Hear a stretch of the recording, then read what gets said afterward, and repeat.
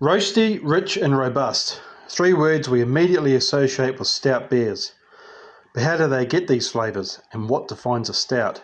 The term stout was originally used to describe a dark ale that uses a top fermenting yeast strain. Initially termed as a stout porter, the stout broke away to become a beer in its own right. After being classed as a porter, just with a high concentration of alcohol by volume, it was renowned for its roasted character, while a porter was described as robust, malty, dark ale with a complex and flavourful personality. Balance will determine what sort of stout you end up with.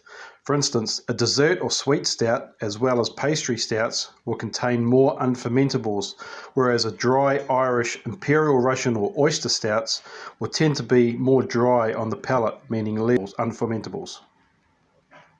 But how do we go about creating an Imperial Stout, for example, where the gravity is much higher than for other stouts?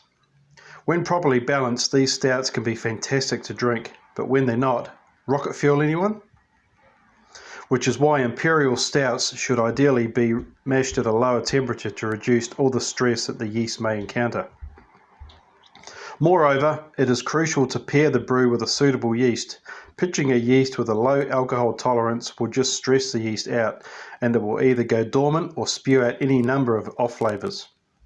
Ideally, you want to age these stronger beers, as this will lessen the booziness flavour and produce a much more rounded end product, as well as a better overall mouthfeel.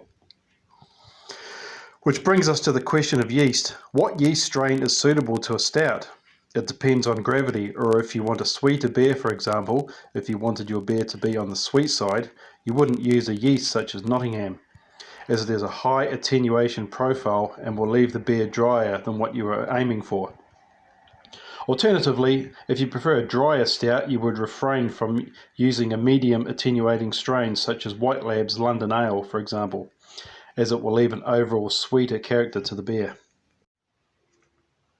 Hey guys, welcome to Let's Brew Beer. If you're anything like me, you love your stouts and you want to nail them, all the little intricacies and nuances that go into making a great stout. A little bit of information there about the technical side of it. If you want to go into greater detail, grab the latest episode of Craft Beer Brewing. It's November's issue.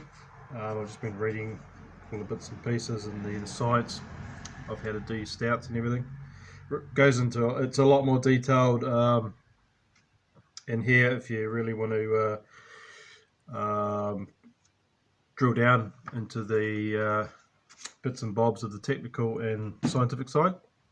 Anyway, I thought I'd crack into a new one here. I got this one. Look at the packaging on that. It's called a Velvet Marley by Bach Brewing. Look at the artwork. Let's just take a minute to admire that artwork that's gone into that.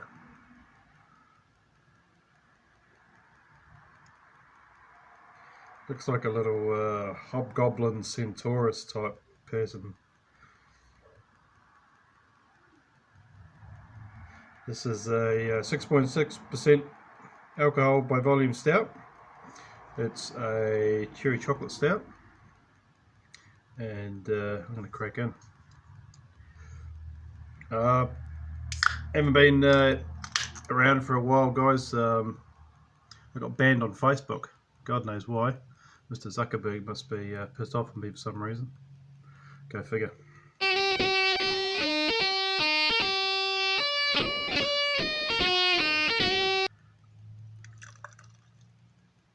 First time that's happened, got no explanation, just 2-week ban. So, yeah. Beautifully dark, as you'd expect from a stout.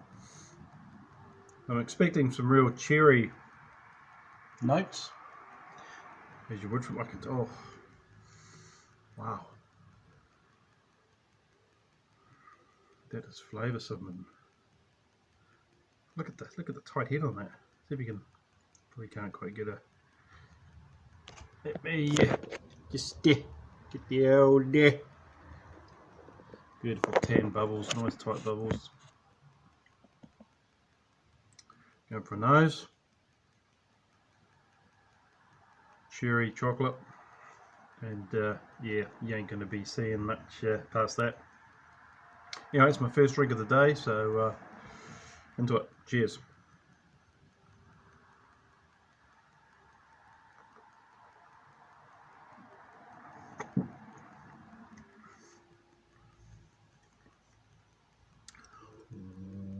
Wow. Wow.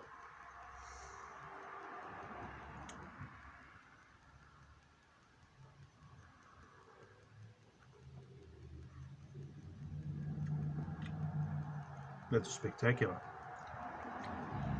How do I describe that? It's like a chocolate gâteau with cherries in it.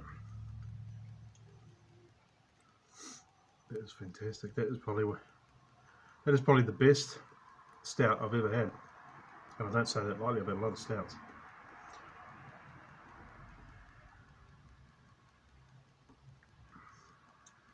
Incredible lacing.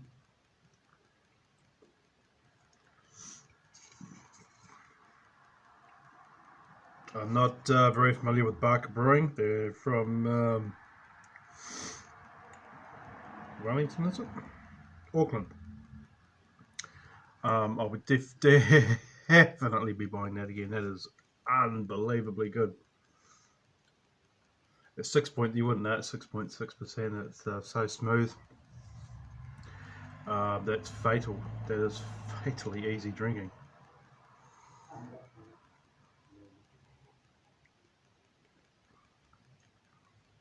And I imagine that would just get better as it warms up. I'm going to put that aside and enjoy that upstairs. Hopefully fruit fly doesn't get into it. Thanks for watching today, guys. Get engaged, get into that Facebook page.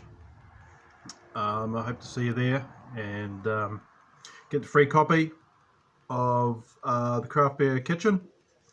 Make yourself up something nice with a dark porter, or maybe a stout. Cheers for watching, guys.